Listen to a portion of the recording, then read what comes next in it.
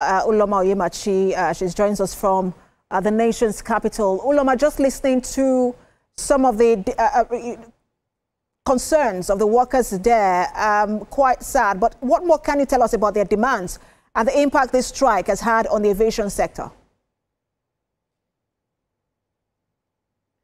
The impact that this strike has had on the aviation sector is not as much as one would expect, because I can say that it's only Airpeace that fully went in line with what NiMet was expecting. Some other airlines were flying, but at their own risk, as they have already stated.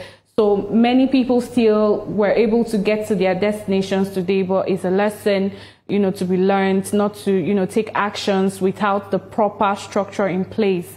And now the Minister of Aviation has intervened where, after a long closed-door session, he came out to brief the press saying that the demands of the aggrieved NiMet workers will be met, and that's good news.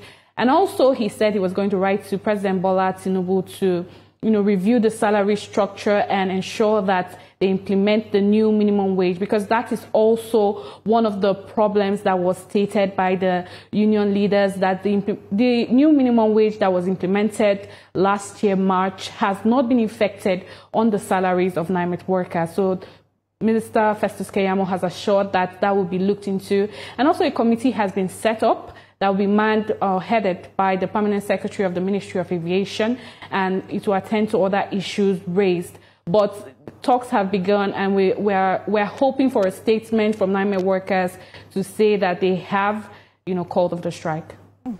What about other airlines? For example, Airpeace that suspended its flights. Have they released any statement as to, again, beginning flights, especially for passengers that have been stranded? I know they were stranded almost all throughout the day, because that statement was released yesterday.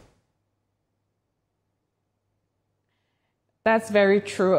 They were actually stranded even from yesterday. I know some people who were supposed to fly back to Lagos, especially for evening flights. Their flight was first postponed to a later time, and then when they got to the airport, the flight was cancelled. So it was actually from yesterday down till today.